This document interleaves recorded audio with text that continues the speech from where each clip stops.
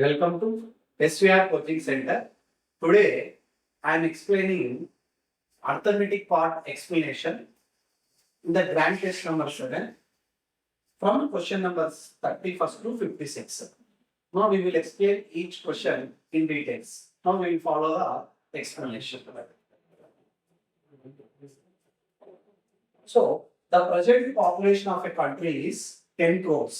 అంటే ప్రజెంట్ గా ఆ కంట్రీ యొక్క పాపులేషన్ 10 crores ఉందంట. అంటే ప్రస్తుతం ఆ దేశ జనాభా 10 crores. It rises to 27.44 crores. అంటే 27.44 crores పెరిగింది అనమాట డ్యూరింగ్ ద నెక్స్ట్ 3 years. అంటే నెక్స్ట్ 3 years లో 10 crores ఉన్న జనాభా 27.44 crores ఇంక్రీజ్ అయింది. Then find the rate of growth in population. అంటే ఆ పాపులేషన్ లో ఏ విధంగా గ్రోత్ పెరిగింది. Here assuming the same rate every year is. అంటే ప్రతి సంవత్సరం కూడా ఒకటే రేట్ ఆఫ్ పర్సెంటేజ్ ప్రకారం ఇంక్రీజ్ అయినప్పుడు 10 కోట్లు ఉండే జనాభా నెక్స్ట్ వచ్చే 3 years లో 27.44 crores రావడానికి ఎంత పర్సెంటేజ్ పెరుగుతూ ఉంటున్నారు. ఇప్పుడు మనం చూసుకోవాల్సింది ప్రజెంట్ పాపులేషన్ వచ్చేసి 10 crores ఉంది. ప్రజెంట్ పాపులేషన్ 10 crores ఉంది. తర్వాత ఇంక్రీజింగ్ తర్వాత పాపులేషన్ ఎంత ఉందంటే 27.44 crores ఉంది. సో ఎన్ని ఇయర్స్ ఇచ్చారంటే 3 years ఇచ్చారు. దీన్ని మనం ఆప్షన్ ప్రకారం చూసినట్లయితే సో ఆప్షన్ నెంబర్ 2లో చూసినట్లయితే 40%, అంటే ఎవ్రీ ఇయర్ 40% ఈక్వల్ గా ఇంక్రీజ్ అయింది అనుకుంటే మనం 40% తీసుకుంటాం. 40% ఫ్రాక్షన్ లో కన్వర్ట్ చేస్తే 40/100. 40/100 మీన్స్ 22 పోతుంది, 25 పోతుంది. ఇంక్రీజ్ అయింది కాబట్టి ప్లస్ తీసుకుంటాను. అంటే దీని అర్థం ఏంటంటే ప్రజెంట్ 5 ఉంటే 5 + 2 7, అంటే 5 parts ఉంది, 7 parts అయింది. అలాగా 3 years వరకు. 3 years అన్నప్పుడు మనము క్యూబ్ తీసుకుంటూ సరిపోతుంది. 2 years అంటే స్క్వేర్ తీసుకోవాలి, 3 years అంటే క్యూబ్ తీసుకోవాలి. ఇప్పుడు 5 క్యూబ్ అంటే 125, 7 క్యూబ్ అంటే 343. దీని అర్థం ఏంటంటే ఇది ప్రజెంట్ పాపులేషన్ అండి, ఇది ఆఫ్టర్ 3 years పాపులేషన్ అండి. మరి ప్రజెంట్ పాపులేషన్ చూసినట్లయితే 10 crores ఉందండి. 10 crores.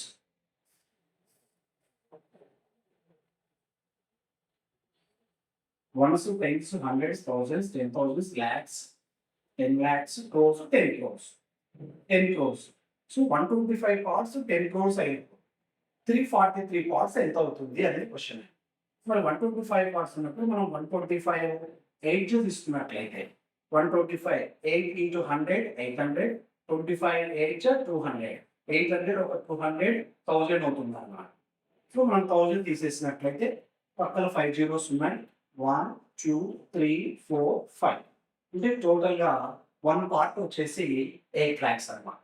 1 part 8 lakhs అయినప్పుడు 343 parts అవుతాయి. అంటే 8తో మల్టిప్లై చేస్తే 8 3s 24, 8 4s 32, ఒక 2 34, 8 3s 24, ఒక 3 27, 27 పక్కన 2 5 zeros 3 4 5, అంటే ఫైనల్గా మనకు సో బాగా చూసినట్లయితే 2744 lakhs వచ్చింది. 2744 lakhs మనం ఏం రాసుకోవచ్చు అంటే 27 crores 44 గా రీచ్ అయింది.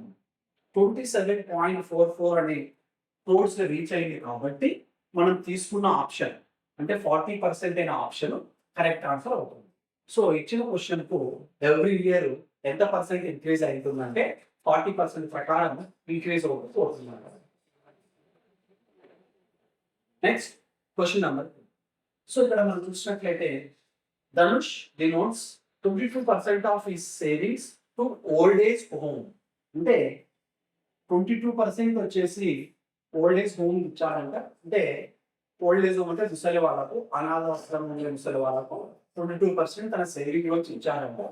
23% ఆఫ్ ద సేవింగ్స్ ఆర్ఫానేజ్ వాళ్ళకు 23% ఇచ్చారంట. 24% ఆఫ్ హిస్ సేవింగ్స్ ఫౌండేషన్స్ వాళ్ళకు, అంటే ఆర్ఫానేజ్ అంటే వైద్య సంస్థలు అండి. ఆ తర్వాత సో 23% వచ్చేసి అనాథలకు ఇచ్చాడు ఆర్ఫానేజ్, 22% వచ్చేసి వృద్ధాశ్రమానికి ఇచ్చారు. 24% వచ్చేసి వైద్య సంస్థలకు ఇచ్చారనమాట. ఫర్ మెడికల్ హెల్ప్ అనమాట. మెడికల్ హెల్ప్ అంటే వైద్య సంస్థలకు అనమాట. The remaining amount of rupees 9,300 of savings is being deposited in bank. అంటే ఆ 3 పోగా మిగిలిన డబ్బు 9,300 రూపాయలు బ్యాంకులో ఏం చేశారంటే డిపాజిట్ చేశారనమాట. Find the salary of Dhanush. అయితే ధనుష్ శాలరీ ఎంత? If 40% of the salary is saving amount, అంటే తన శాలరీలో 40% సేవింగ్ అమౌంట్ అవుతుంది. అంటే మనం ముందు ఏం చేద్దామంటే సేవింగ్ అమౌంట్ కదా, అంటే ఆ సేవింగ్ అమౌంట్ నుంచి అందరికి ఇచ్చుకుంటూ పోయాడు కాబట్టి ఆ సేవింగ్ అమౌంట్ ఎంత ఉందో కనుక్కుంటే ఆ దాంట్లో 40% తీసుకుంటే మనకు రిమైనింగ్ శాలరీ క్యాల్కులేట్ చేసుకోవచ్చు. అంటే అందరికి ఇచ్చేటివన్నీ క్యాల్కులేట్ చేస్తే ఫస్ట్ 22% ఇచ్చాడు, ఆ తర్వాత నెక్స్ట్ 23% ఇచ్చాడు, ఆ తర్వాత నెక్స్ట్ 24% ఇచ్చాడు. టోటల్ కనుక మనం యాడ్ చేస్తే 20, 20, 40, 20, 60, 63, 67 ఒకటి టోటల్గా 69% ఇచ్చారు.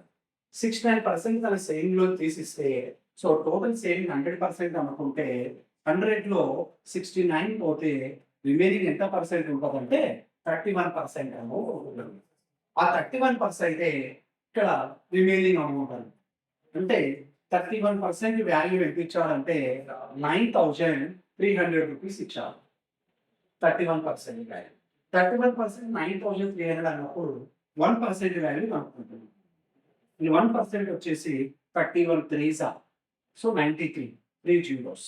అంటే 1% వచ్చేసి 300 రూపీస్ అవుతుంది. 1% 300 రూపీస్ అయినప్పుడు మనకు 100% కనుక్కుంటే అంటే టోటల్ సేవింగ్స్ వస్తుంది. 100 into 300 తీసుకుంటే మనకు ఫైనల్గా సో 30,000 వచ్చింది.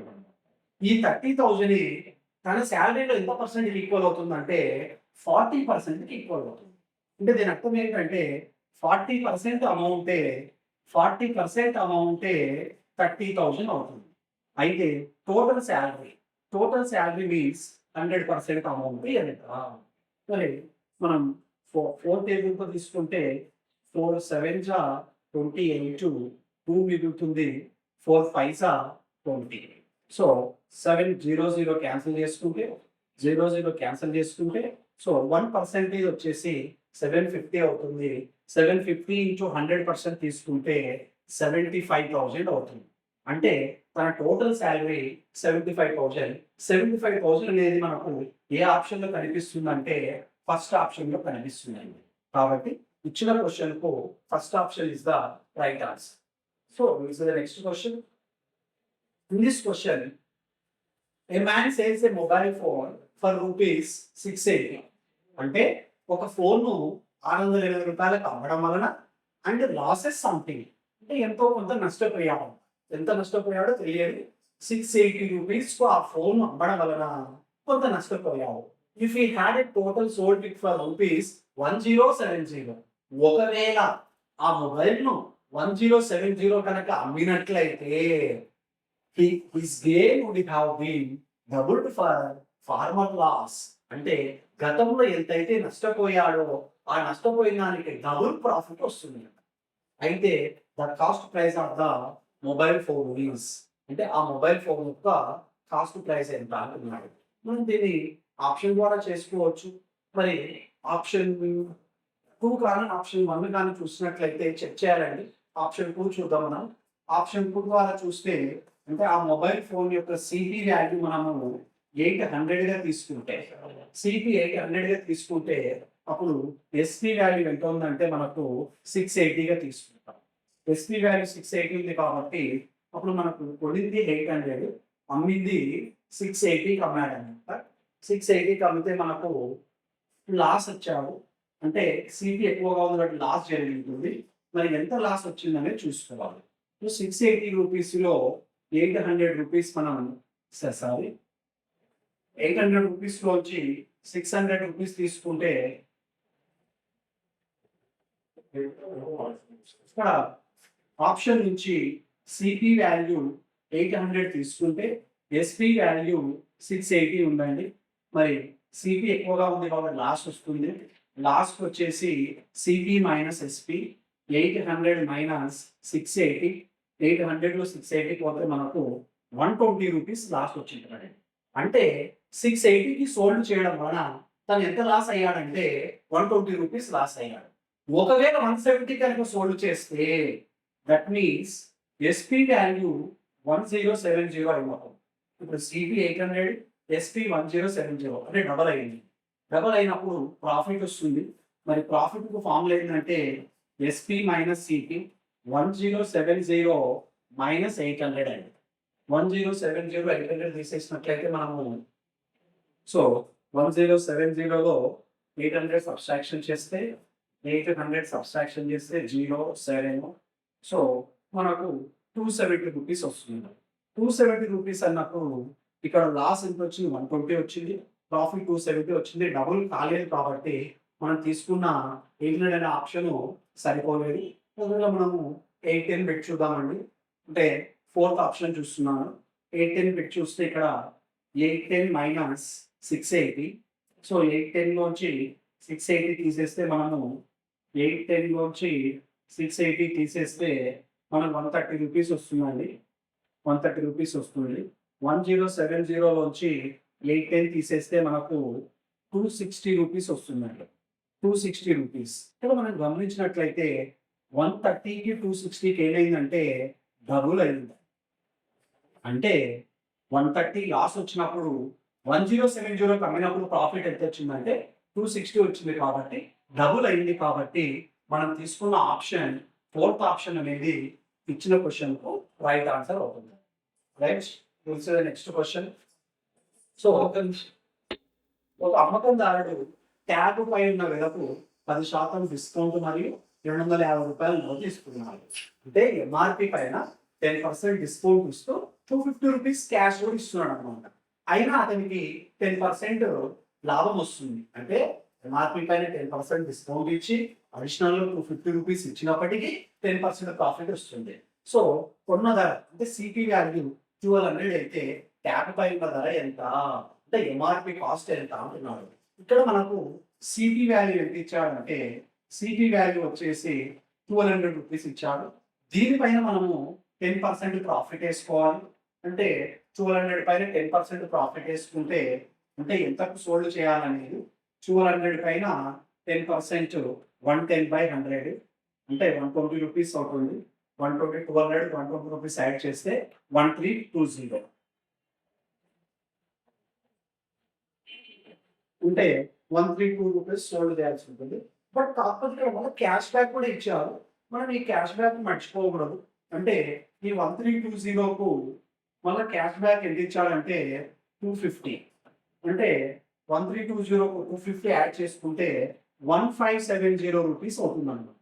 ఈ 1570 రూపీస్ మళ్ళీ డిస్కౌంట్ ఎంత ఇచ్చాడంటే దీనికి 10% ఇచ్చారు. అంటే 90% సోల్డ్ చేసి ఇచ్చాడనమాట. అంటే 10% డిస్కౌంట్ ఇచ్చాడంటే 90% వాల్యూవే 1570 అయితే ఎంఆర్పి వాల్యూ అంటే 100%. 10% డిస్కౌంట్ ఇచ్చాడు కాబట్టి అది 90% వాల్యూ అవుతుంది. 90% వాల్యూ 1570 అయినప్పుడు ఎంఆర్పి వాల్యూ 100% ఎంత? సో 0 క్యాన్సిల్ కాకపోతే మనం క్లాస్ మల్టిప్లై కూడా చేసుకోవచ్చు. 0 ఏమవుతుందంటే క్యాన్సిల్ అయింది మనకు 9 సో 667 పోదు కాబట్టి 100 into 157 divided by 9. 100 into 157 means 15,720 అనమాట. 157,000/9. ఇది మనం 9తో డివైడ్ బై చేసుకోవాలి. సో 9తో డివైడ్ బై చేసుకుంటే సో 9 ones 9, 15లో 9 పోతే 6, 67. తర్వాత 9 7 63, 67తో 63 పోతే 4, తర్వాత 0, 9 4 36, 9 4 36, 40 36 పోతే 4 0, మళ్ళీ 9 4 36 అంటే 1744.44. 1744.44 అంటే మనకు ఎన్నో ఆప్షన్లు కనిపిస్తుందంటే థర్డ్ ఆప్షన్లో కనిపిస్తుంది. సో వచ్చిన క్వశ్చన్కు third option is the right answer. So ఆ ఎంఆర్పి వాల్యూ ఎంత ఉండాలంటే 1744.44 ఎంఆర్పి వాల్యూ డిసైడ్ చేయాలి.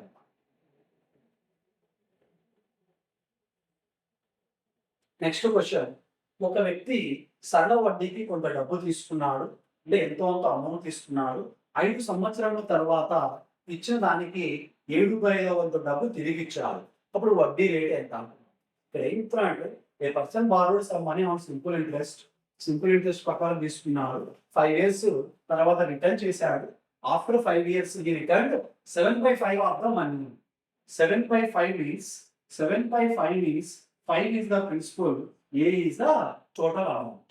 అయితే what was the rate of interest? Are percentage is equal to question mark.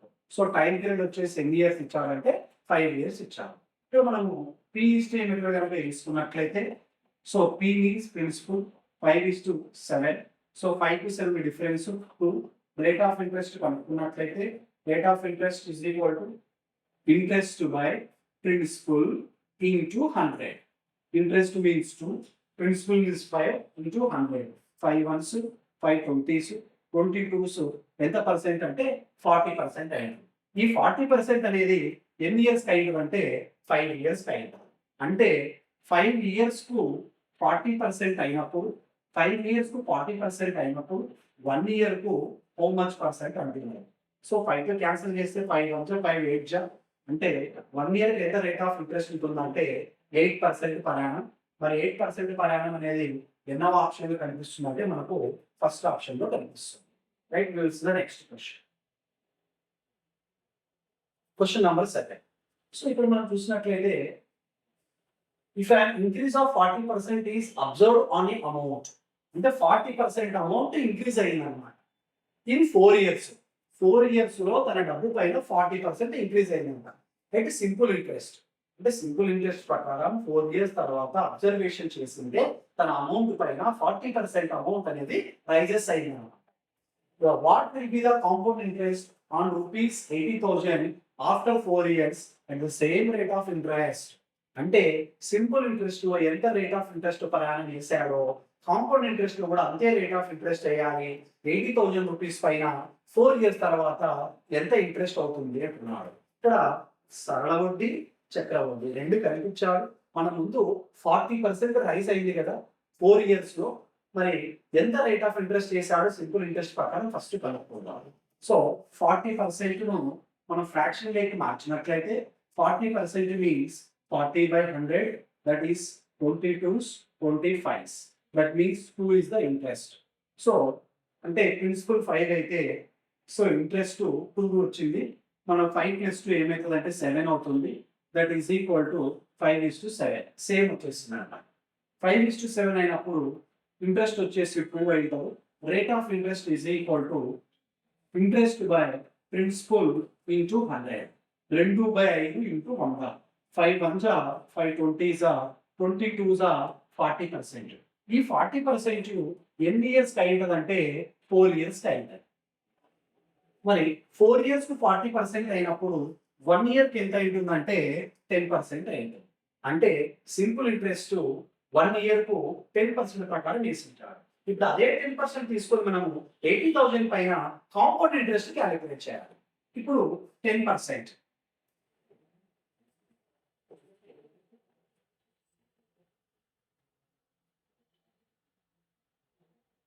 ఇప్పుడు మనము 10% తీసుకున్నట్లయితే 10% మీన్స్ 1/10/100.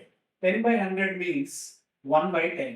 1/10 మీన్స్ ప్లస్ తీసుకుంటే 10:11 అవుతుంది అన్నమాట.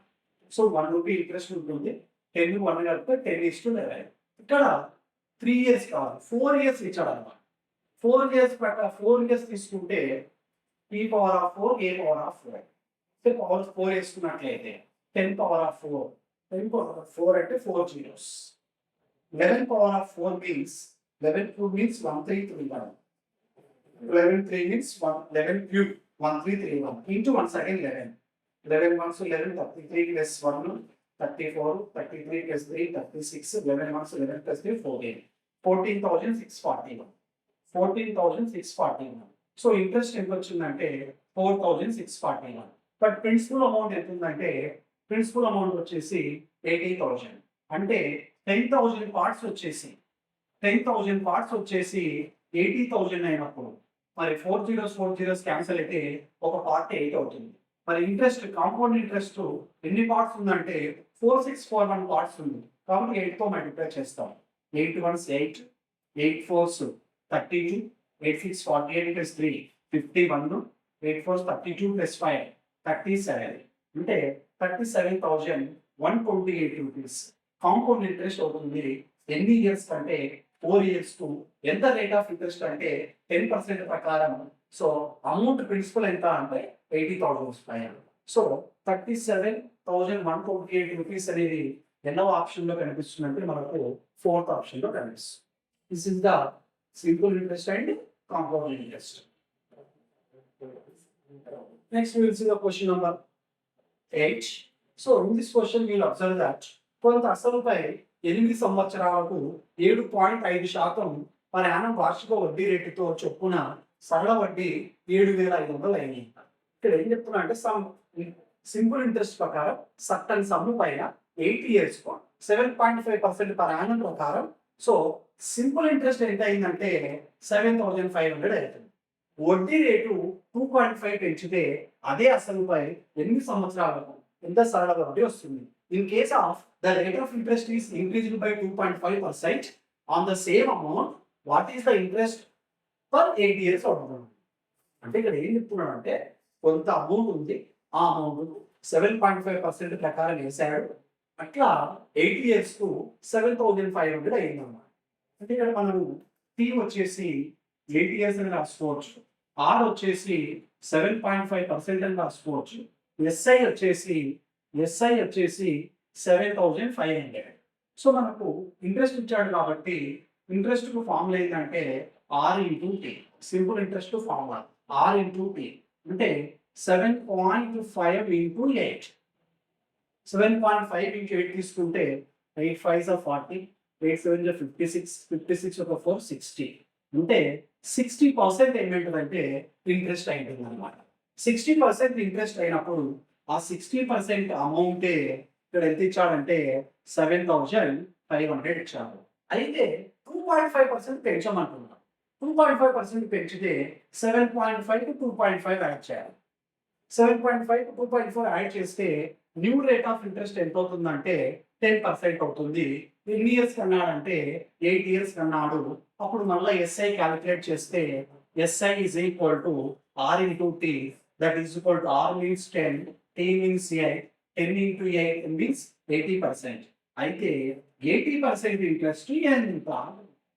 60% ఇంట్రెస్ట్ వచ్చేసి 7,500 అయినప్పుడు 80% ఇంట్రెస్ట్ వచ్చేసి ఎంత అమౌంట్ అవుతుంది?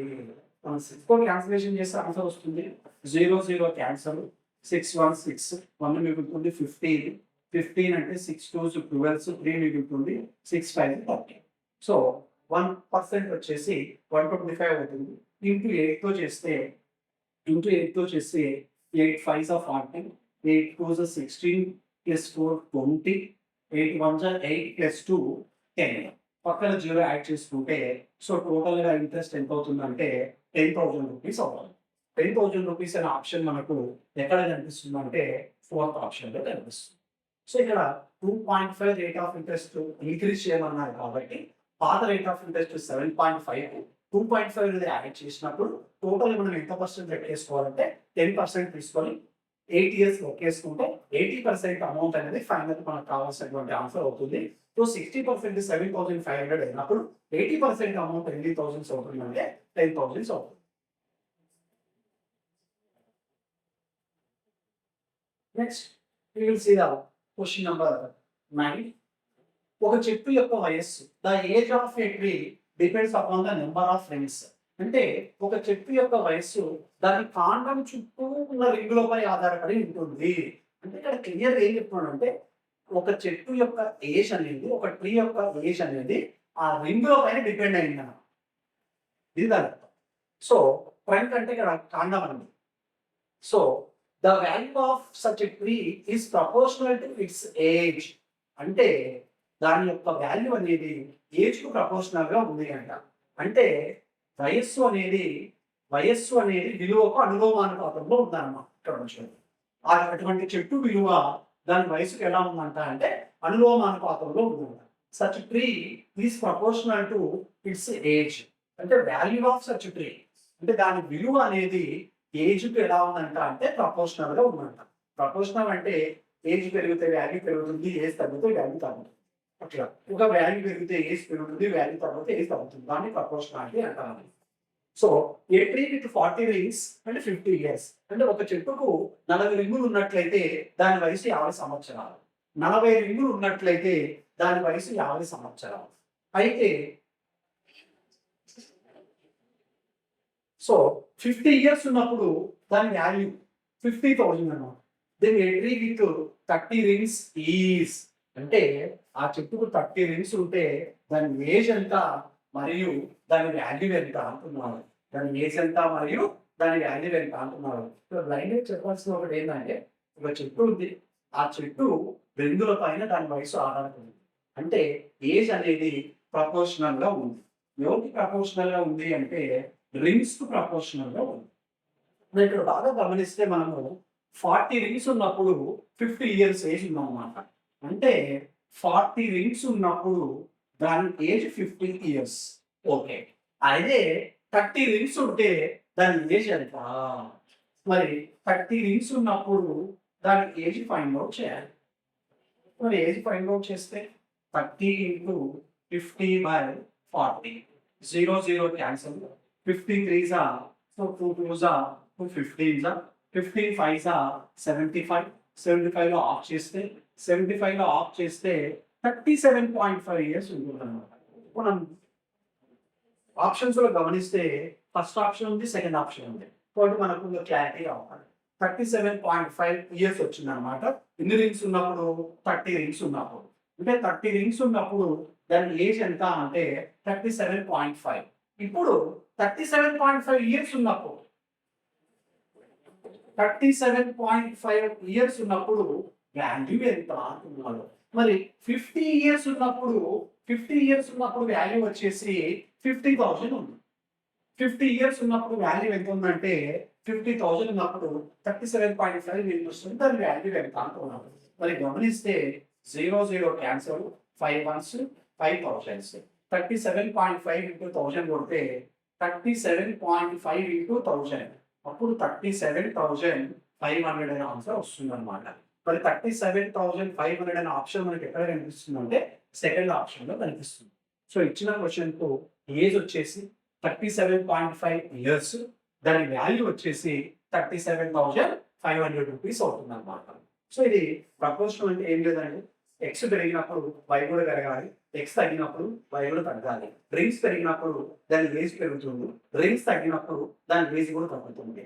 ఏజ్ పెరిగినప్పుడు వాల్యూ పెరుగుతుంది, ఏజ్ తగ్గినప్పుడు వాల్యూ తగ్గుతుంది. దీన్ని ప్రపోర్షన్ అని అంటాము. Next question, question number 10. So ఇది కూడా మనకు నిష్పత్తి అనుపాతంలో చూసాము. If X comma Y comma Z greater than 0, X plus Z whole square is to Y plus Z whole square is equal to X by Y. దీన్ని మనం క్లియర్ గా రాసుకుంటే X plus Z whole square is to means Y, Y plus Z whole square is equal to x is to y can be written as x by y. In the same way, x is to a is equal to a is to y. X is to a means x by a is equal to a by y. By doing cross multiplication, a square is equal to xy. So, దీన్ని equation 1 గా తీసుకుంటే next దీన్ని use చేసుకొని మనం చేసుకోవచ్చు. So ఇక్కడ a plus b whole square formula both numerator denominator apply చేస్తున్నామండి. a plus b whole square formula a square plus b square plus a square plus b square plus 2ab 2xz divided by a square means y square plus b square means z square plus 2ab means 2yz is equal to x by y. And then doing the cross multiplication. Cross multiplication చేసినట్లయితే మనము x square y plus yz square plus 2xyz is equal to x తో cross multiply చేస్తే xy square plus xz square plus 2xyz. So LHS లో 2xyz, RHS లో 2xyz both are cancel. ఇక్కడ మనము కొంచెం క్లారిటీగా చూసినట్లయితే సో ఎక్స్ స్క్వేర్ వై ఉంది, ఎక్స్ వై స్క్వేర్ ఉంది. ఈ ఎక్స్ వై స్క్వేర్ ఇటు పక్క తీసుకుంటే మైనస్ అవుతుంది, ఈ వై తీసుకుని ఆ పక్క పోతే మైనస్ అవుతుంది అంటే ఇలా తీసుకోవచ్చు అనమాట. X square Y minus X Y square is equal to X Z square minus Y Z square. So ఇందులోంచి ఎక్స్ వై కామన్ తీస్తే, ఇందులోంచి ఎక్స్ వై కామన్ తీస్తే ఇప్పుడు మనకి ఇక్కడ ఎక్స్ మిగులుతుంది మైనస్ ఇక్కడ వై మిగులుతుంది ఈజ్ ఈక్వల్ టు ఇందులోంచి ఎక్స్ జెడ్ కామన్ తీస్తే, ఎక్స్ జెడ్ కామన్ తీస్తే, ఎక్స్ జెడ్ కామన్ తీస్తే X by Y, X by Y, X square Y plus Y Z square plus 2xy Z X Y square, X Y square, X Y square plus X Z square plus 2xy Z, 2xy Z 2xy Z cancel cancel అయిపోతుంది. మనకు ఇప్పుడు X Z common తీస్తే ఇక్కడ Z మిగులుతుంది minus, sorry ఇది ఇప్పుడు తీసుకుని ఇప్పుడు తీసుకోవాలి. 1 minute వెయిట్ చేయండి.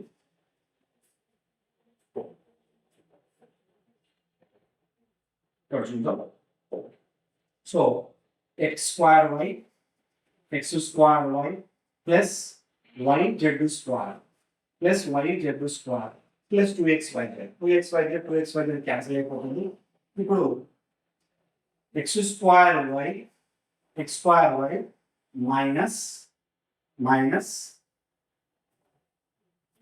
X square Y minus X Z square is equal to X Y square minus minus Y Z square, Y Z square. ఇందులో మనము ఎక్స్ కామన్ తీస్తే ఇక్కడ మనకు X Y minus Z square మిగులుతుంది ఈజ్ ఈక్వల్ టు ఇందులో X Y common తీస్తే, ఇందులో Y common తీస్తే X Y minus Z square మిగులుతుంది, మైనస్ జెడ్ స్క్వేర్ మిగులుతుంది. మనకు ఎక్స్వై వాల్యూ యూజ్ చేసేటప్పుడు తీసుకోవాలి, ఎక్స్వై వాల్యూ యూజ్ చేసేటప్పుడు తీసుకోవాలి. అంటే ఎక్స్వై వాల్యూ యూజ్ చేసేటప్పుడు తీసుకున్నాం అనుకుంటే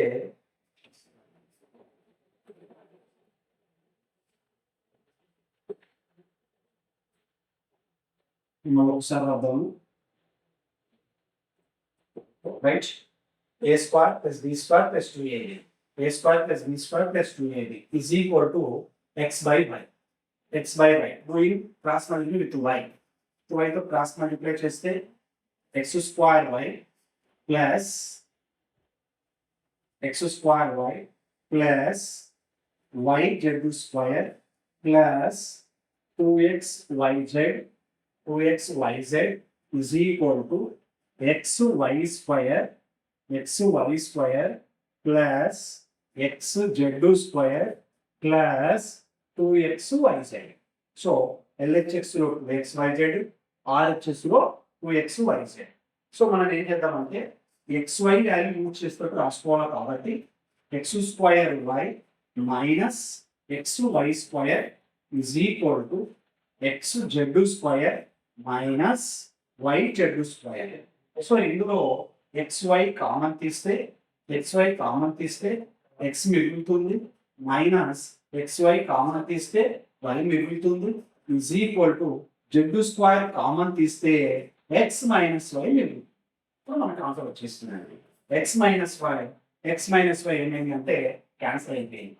అంటే దీన్ని లెఫ్ట్ సైడ్ తీసుకొచ్చా, దీన్ని రైట్ సైడ్ తీసుకెళ్ళాను. సో ఇతో పక్క వస్తే మైనస్ అవుతుంది, ఇది అవుతుంది పోతే మైనస్ అవుతుంది. ఇందులోంచి xy కామన్ తీస్తే ఎందుకంటే మనం xy వాల్యూ వాడుకోవాలి కాబట్టి ఇందులోంచి జెడ్ స్క్వేర్ కామన్ తీస్తాం. ఇప్పుడు మనకి ఏమొచ్చిందంటే xy is equal to z square. ఇప్పుడు ఇక్కడ ఉన్న xy వాల్యూ తీసుకొచ్చి రాసుకోవచ్చు.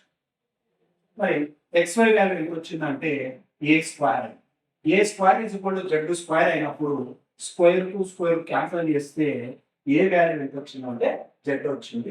అయితే ఏ విలువ ఎంత అన్నాడు, ఏ విలువ జెడ్ ఎక్కడ ఉందంటే సెకండ్ ఆప్షన్ లో ఉందండి. సో ఇచ్చిన క్వశ్చన్ కు second option is the right answer. ఇక్కడ ఏం లేదు, తెచ్చుకునేటప్పుడు xy టర్మ్స్ ఒకే వైపు పాటు చూసుకోవాలి. అందుకోసం ఈ టర్మ్ ఇటు తీసుకురావాలి, ఈ టర్మ్ ఒకటి తీసుకురావాలి. Next question number 11. So push bowling average runs considered per wicket decreased by 0.6 runs per wicket when hit to 5 wickets and conceded 41 runs in a match.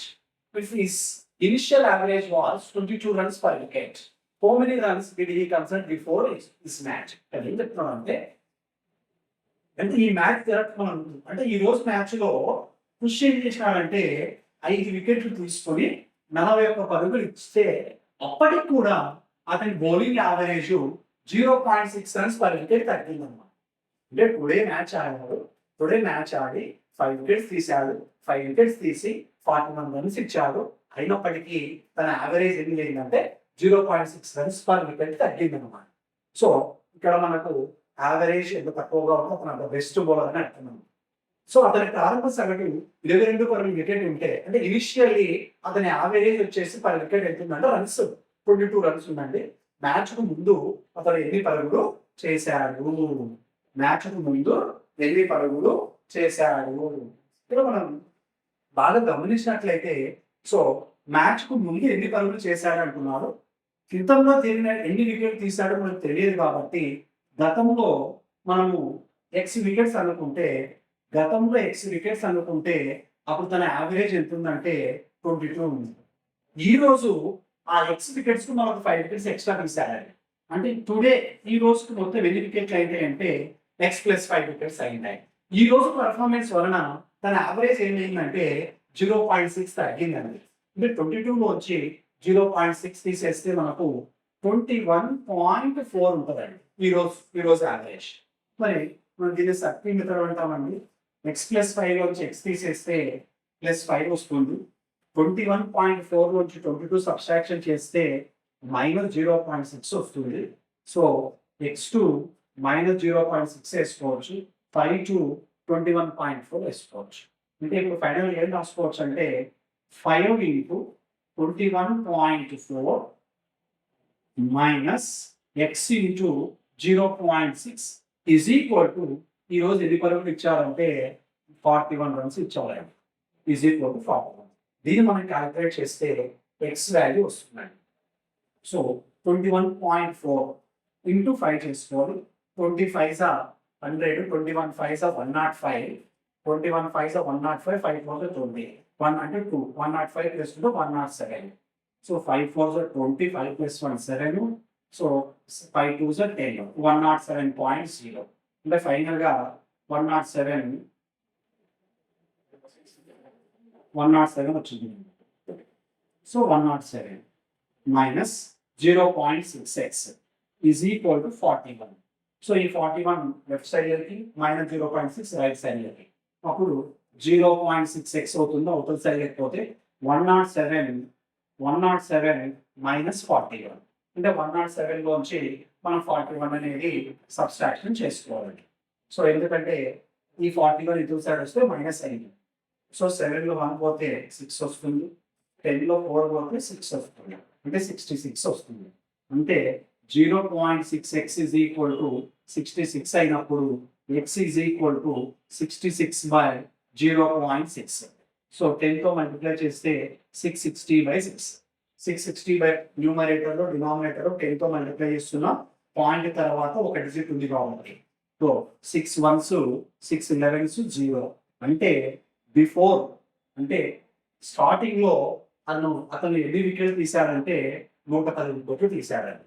మరి 110 వికెట్లు తీసిన తర్వాత తన స్కోర్ యావరేజ్ స్కోర్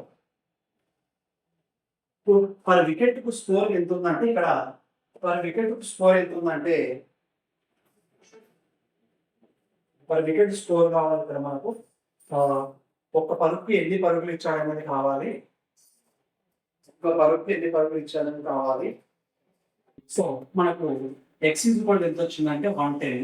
110 వచ్చేసి మనకు పర్ వికెట్ ఎంత ఉందంటే 22 ఉందండి. ప్రారంభ సగటు 22 ఉంది. 22 తీసుకుంటే సో టోటల్ రన్స్ ఏమొస్తున్నాయంటే మనకు టోటల్ రన్స్ వచ్చేసి సో 110 into 22. 110 into 22 అయినప్పుడు మనం 11తో మల్టిప్లై చేసుకుంటే 11 2 22, 22 ఒక 24. సో 2420 అంటే అతడు టోటల్గా ఎన్ని పరుగులు ఇచ్చింటాడంటే 2420 పరుగులు ఇచ్చింటాడండి. Next question number 12. A thief steals a van at 3 AM. అంటే ఒక దొంగ ఒక వ్యాన్ను దొంగలించి ఉదయం 3 గంటలకు drives at a speed of 47 km/h స్పీడ్తో బయలుదేరాడు. దొంగ వ్యాన్ను ఎస్కేప్ చేసి అది దొంగలించి 57 స్పీడ్తో పోయాడు. The thief is discovered at 4 AM. అంటే వీళ్ళు ఎప్పుడు కనుక్కున్నారంటే ఆ దొంగతనం జరిగిందని 3 గంటలకు దొంగతనం జరిగితే 1 గంట తర్వాత 4 గంటలు కనుక్కున్నారు. And the owner starts the chase with another van at a speed of 76 km/h. Owner దొంగ వెనకాల 76 km/h స్పీడ్ తో బయలుదేరారు. Right, what time will be the catch the thief అంటే ఆ ఓనరు ఆ దొంగను ఎన్ని గంటలకు పట్టుకుంటారు. ఇప్పుడు మనం చూసినట్లయితే ఎప్పుడైతే దొంగ పారిపోయిన తర్వాత 1 అవర్ తర్వాత ఓనర్ స్టార్ట్ చేశాడో దొంగకు ఓనర్కు టైమింగ్ లో డిఫరెన్స్ ఎన్ని అవర్స్ ఉంటుందంటే 1 అవర్స్ ఉంటుంది. దొంగను ఓనర్ పట్టుకున్నాడు అంటే వాళ్ళిద్దరు ట్రావెల్ చేసిన డిస్టెన్స్ అనేది ఏం కావాలంటే ఈక్వల్ కావాలి.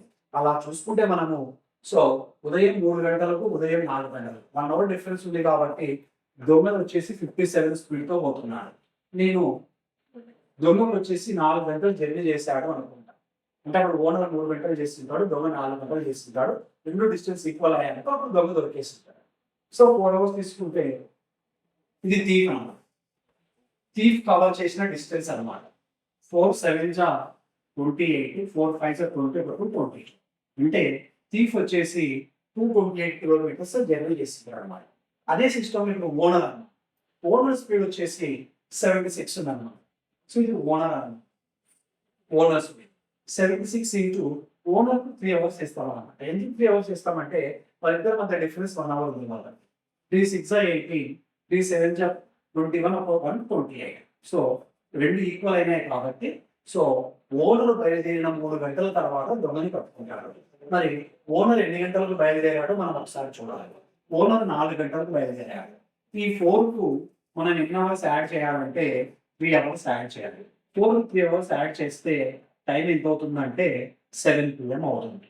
మరి ఇక్కడ మనము పిఎంఆ ఏఎం అనేది కూడా ఇంపార్టెంట్ అండి. PM is the not right answer. ఎందుకంటే థెఫ్ట్ జరిగింది మార్నింగ్ జరిగింది కాబట్టి దీన్ని మనం ఏం రాస్తామంటే 7 AM అని రాస్తాము. సో దొంగ ఎన్ని గంటలకు దొరికాడంటే ఉదయం 7 గంటలకు దొరికాడు. సాయంత్రం 7 గంటలకు అనేది రానండి. ఉదయం 7 గంటలకు అనేది right answer. Next question number 13.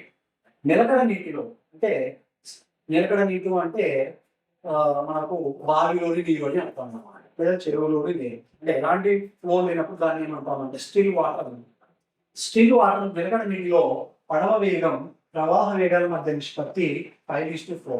The ratio between the speed of the boat still water and the speed of the stream is 5:4. అంటే స్టిల్ వాటర్ లో బోట్ స్పీడ్ తర్వాత స్పీడ్ ఆఫ్ ద స్ట్రీమ్ 2 ఇచ్చారండి. అంటే బోట్ స్పీడ్ వచ్చేసి X గా తీసుకుంటే stream speed వచ్చేసి y గా తీసుకుంటే వాళ్ళ ఇద్దరి మధ్య రేషియో ఎంత ఉందంటే 5:4. If a distance of 720 kilometers covered downstream in 8 hours, then the difference between the speed of the boat in still water and speed of the current is. అంటే ఏం చెప్తున్నాడు అంటే 720 కిలోమీటర్ల దూరాన్ని 8 గంటల్లో కవర్ చేసినారంట. 720 కిలోమీటర్ల దూరాన్ని అంటే డిస్టెన్స్ వచ్చేసి 720 కిలోమీటర్స్ ఉంది. మరియు టైం వచ్చేసి 8 అవర్స్ ఉంది. ఈ 8 అవర్స్ లో డౌన్ స్ట్రీమ్ లో వెళ్ళాలి. మనం ఐడెంటిఫై చేయాల్సింది డౌన్ స్ట్రీమ్ అంటే ప్రవాహపు దిశ. ప్రవాహపు దిశలో 8 గంటల్లో 720 కిలోమీటర్లు జర్నీ చేస్తే ఆ పడవ వేగానికి అంటే బోట్ ఆఫ్ ద స్పీడ్ కు తర్వాత స్ట్రీమ్ స్పీడ్ మధ్య డిఫరెన్స్ ఎంత అనుకున్నారు. Already speed of the boat and stream ratio ఇచ్చాడు కాబట్టి నేను ఏం తీసుకుంటానంటే రేషియోని మల్టిప్లై చేస్తాను 10తో. ఎందుకంటే రేషియోని మల్టిప్లై చేసిన డివైడ్ బై చేసిన రేషియో వాల్యూ అనేది మారదు కాబట్టి 10తో మల్టిప్లై చేస్తున్నాను. So speed of the boat in still water 50 km/h తీసుకుంటున్నాను. తర్వాత స్ట్రీమ్ ఫ్లో వచ్చేసి 40 kmph గా తీసుకుంటున్నాను. డౌన్ స్ట్రీమ్ అన్నప్పుడు మనము x+y వేసుకోవాలి. అంటే ప్రవాహం దిశ అంటే ప్లస్ వేసుకోవాలి. అప్పుడు 50 + 40 ఏమవుతుందంటే 90 km స్పీడ్తో పోతుందండి. మరి 90 స్పీడ్తో పోతే డిస్టెన్స్ కనుక్కోవాలి. డిస్టెన్స్ తో ఫామ్ అయిందంటే S × T అండి. S వచ్చేసి 90, T వచ్చేసి 8 అవర్స్, 9 8 720 కిలోమీటర్స్. అంటే 720 కిలోమీటర్స్ వచ్చింది కాబట్టి మనం తీసుకున్న 50-40 kmph అనేవి రైట్ ఆన్సర్స్ అండి. ఇప్పుడు వీటి మధ్య డిఫరెన్స్ వేసుకోవాలి. మరి 50కి 40కి డిఫరెన్స్ ఎంత ఉందంటే 10 kmph. అంటే 10 kmph అనే ఆప్షన్ మనకి ఎన్నో ఆప్షన్లో కనిపిస్తుందంటే ఫస్ట్ ఆప్షన్ లో కనిపిస్తుందండి. అంటే పడవ వేగానికి ప్రవాహ వేగానికి మధ్య డిఫరెన్స్ ఎంత ఉందంటే ఎక్స్ కు వైకి మధ్య డిఫరెన్స్ 40లో 50 తీసేస్తే మనకి ఎంత వస్తుందంటే 10 kmph వస్తుంది. నెక్స్ట్ క్వశ్చన్ నంబర్ 14 అండి. ఏ అని వాడు ఒక పనిలో ఏ can do 1/4 of work in 10 days. అంటే ఏ అనే వ్యక్తి 1/4 వంతు పనిని ఎన్ని రోజులు చేశారంటే 10 రోజులు చేశారు. అంటే 1 part 10 days తీసుకుంటే 4 part ఎన్ని డేస్ తీసుకుంటాడు అంటే 40 days తీసుకుంటాడు. ఇది ఎవరి వర్క్ అంటే ఏ వర్క్ అన్నమాట. అంటే ఒక పార్ట్ 10 days తీసుకున్నప్పుడు 4 parts టోటల్ వర్క్ కంప్లీట్ చేయడానికి 40 days తీసుకుంటాడు. అదేవిధంగా B can do 40% of the work in 20 days. B అని వాడు 20 రోజుల్లో 40 పనిని ముగించవాలి. అంటే బి వచ్చేసి 40% అండి. 40% అంటే 40/100. 40/100 మీన్స్ 22s 25s. అంటే 2 parts వచ్చేసి 20 days లో చేస్తే 5 parts అంటే టోటల్ వర్క్ 2 parts 20 days అయినప్పుడు 1 part మనకి ఎంత అవుతుందంటే 10 అవుతుంది. తర్వాత 10 5s ఎంత అవుతుందంటే 50 days అవుతుంది. అంటే టోటల్ వర్క్ ఫినిష్ చేయడానికి బి ఎన్ని రోజులు పడుతుందంటే మనకు 50 days పడుతుంది. 50 days పడుతుంది. 22s పోతుంది, 25s పోతుంది. 2 parts 20 days అయినప్పుడు 2 1s 2 10s 1 part 10 days, 5 parts 15 days. ఇప్పుడు సి దగ్గరికి వస్తున్నాడు. సి అని వాడు 13 రోజుల్లో 1/3 పని చేశాడు. అంటే ఇక్కడ క్లియర్ గా C can do 1/3 of the work in 13 days. అంటే 1/3 కు 13 days తీసుకున్నానండి. అంటే ఒక పార్ట్ 13 days తీసుకుంటే 3 parts 39 days తీసుకుంటానండి. అంటే ఏ వచ్చేసి 40 days తీసుకున్నాడు, బి వచ్చేసి 50 days తీసుకున్నాడు, సి వచ్చేసి 39 days తీసుకున్నాడు. మరి మొత్తం పనిని తక్కువ కాలంలో ఎవరు ముగించగలరు? Who can complete the whole work in minimum time. అంటే తక్కువ పీరియడ్ లో వర్క్ చేసే వాళ్ళు ఎవరు అనుకున్నారు? ఎవరైతే తక్కువ రోజుల్లో వర్క్ చేస్తారో వాళ్ళే అన్నారు. కాబట్టి సి అనేవాడు తక్కువ రోజుల్లో పనిచేస్తాడు. కాబట్టి ఇక్కడ ఎవరు తొందరగా పని ఫినిష్ చేస్తారంటే సి అనే క్యాండిడేట్ ఫినిష్ చేస్తాడు. కాబట్టి అడిగిన క్వశ్చన్ కు ఫస్ట్ ఆప్షన్ అనేది సరైన సమాధానం అవుతుంది.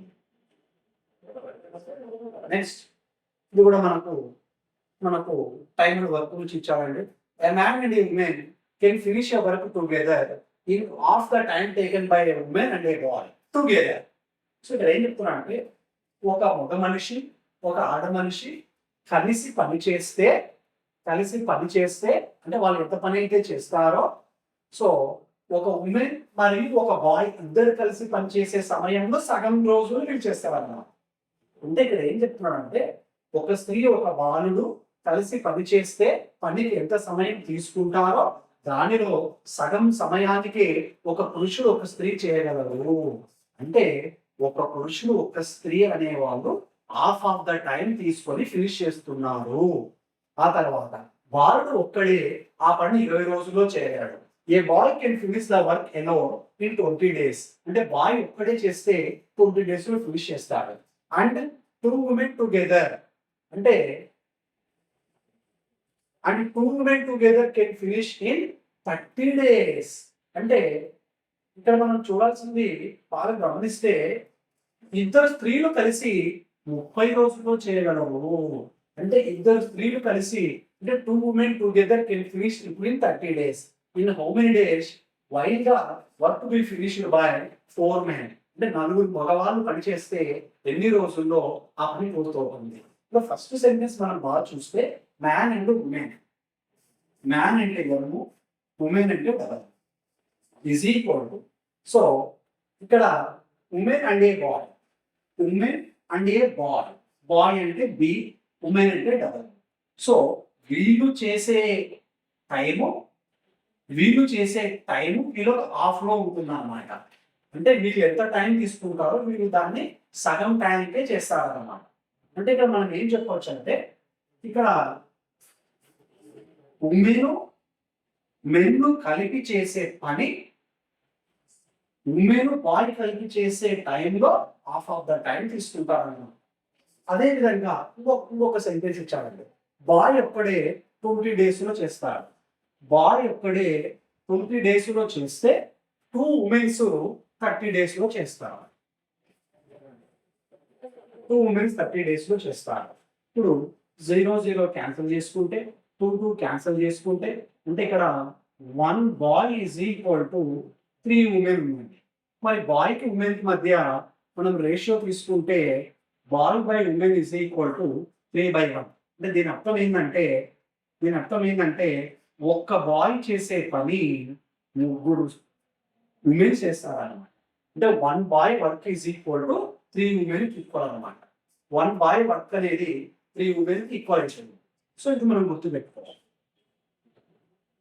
ఆ తర్వాత ఇక్కడ మనం చూసినట్లయితే ఒక స్త్రీ ఒక బాలుడు కలిసి పనిచేస్తే పనికి ఎంత సమయం తీసుకుంటారో దానిలో సగం సమయానికే ఒక పురుషుడు ఒక స్త్రీ చేసి ముగించగలరు.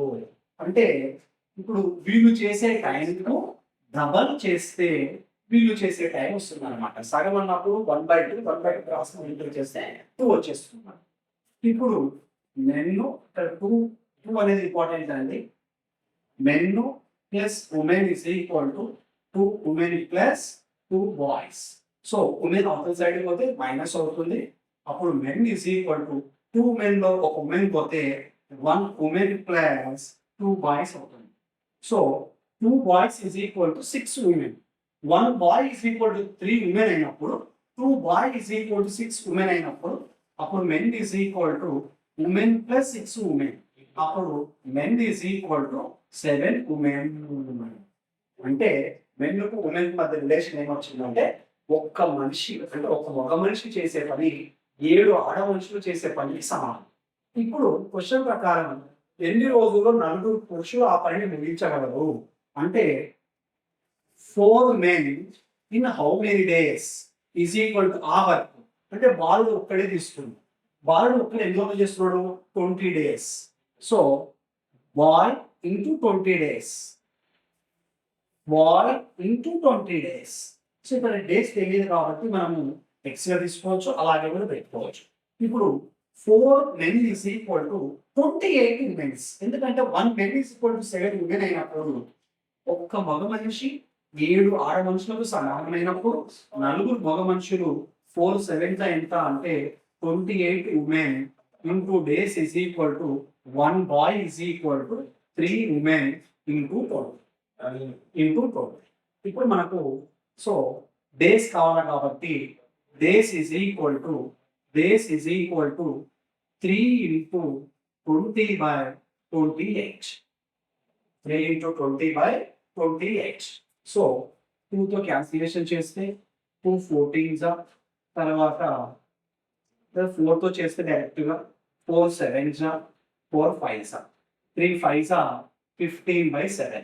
15/7 అన్నప్పుడు 7తో డివైడ్ బై చేసినప్పుడు 7 2 14 1 మిగులుతుంది 10 7 1 7 అంటే 2.14 డేస్లో ఫినిష్ చేయగలుగుతారు. మరి 2.14 డేస్ మనకి ఎక్కడ ఉందంటే సెకండ్ ఆప్షన్లో ఉంది. సో అడిగిన క్వశ్చన్కు సెకండ్ ఆప్షన్ రైట్ ఆన్సర్ అవుతుంది.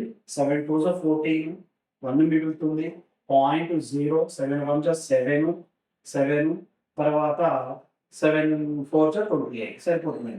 సో 50/7. సో మనకు 7 2 40 15లో 14 పోతే 1 తర్వాత 0.0 7 1 7 10లో 7 పోతే 2 0 7 తర్వాత 3 సారీ 7 4 జా 28. సో 2.14. 2.14 అనే ఆప్షన్ ఎక్కడ కనిపిస్తుంది అంటే సెకండ్ ఆప్షన్లో కనిపిస్తుంది. Next we will see the question number 16 అంటే ABCD అనే ఒక చతుర్భుజంలో అంటే ABCD is a quadrilateral in which diagonal BD is equal to 70 centimeters. అంటే ముందు మనం క్వాడ్రిలేటరల్ డ్రా చేసినట్లయితే ఇది మనం ఒక క్వాడ్రిలేటరల్ గా తీసుకున్నట్లయితే ఇది డయాగ్నల్ గా తీసుకున్నట్లయితే this is A, this is B, this is C, this is D. BD value 70 ఇచ్చారు. BD is equal to 70 value ఇచ్చారు. AL perpendicular to BD. So this is the perpendicular. This is AL. AL perpendicular to BD. And CM perpendicular to also BD. This is CM which is also perpendicular to BD. Okay. Now ABCD is a quadrilateral. BD is equal to 70. AL is equal to 80. Okay. AL is equal to 80 and CM also given. CM is equal to 20. Then ABCD యొక్క వైశాల్యం కనుగొనండి. Find the area of the quadrilateral ABCD. Right? So area is equal to here we take the sum of the area of the two triangles. First triangle ABD, second triangle BCD. Area of triangle ABD plus area of triangle BCD. Area of the triangle formula half into base into height. Half base means BD, base means BD, BD means 70 into height. Height means AL, AL height, AL height, height means 80 plus half into similar base means BD, BD means 70 into height means CM, CM means 20. CM means 20. Now we will taking half into 70 is common. Half into 70 is common.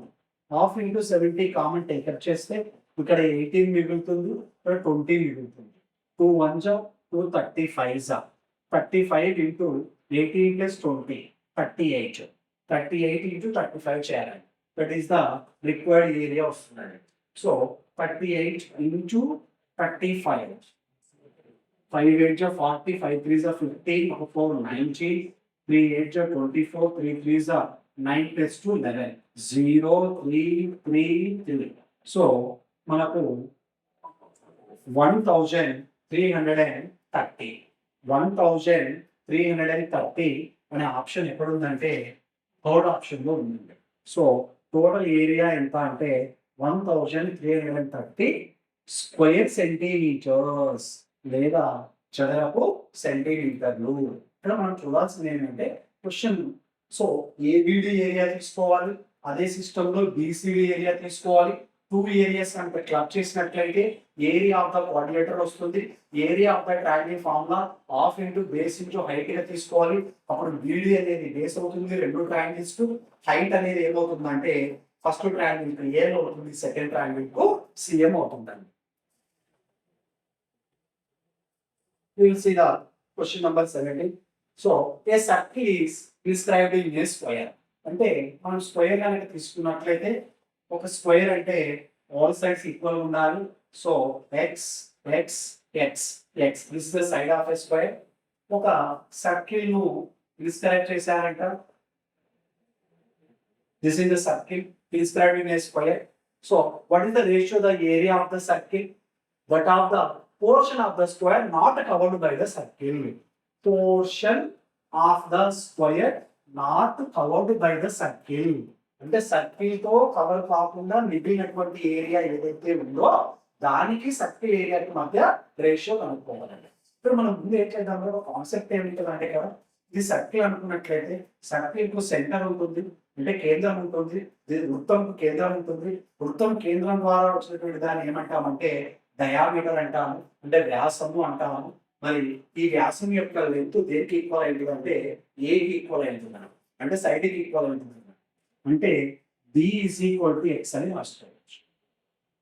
వ్యాసము is equal to X అని రాసుకోవచ్చు.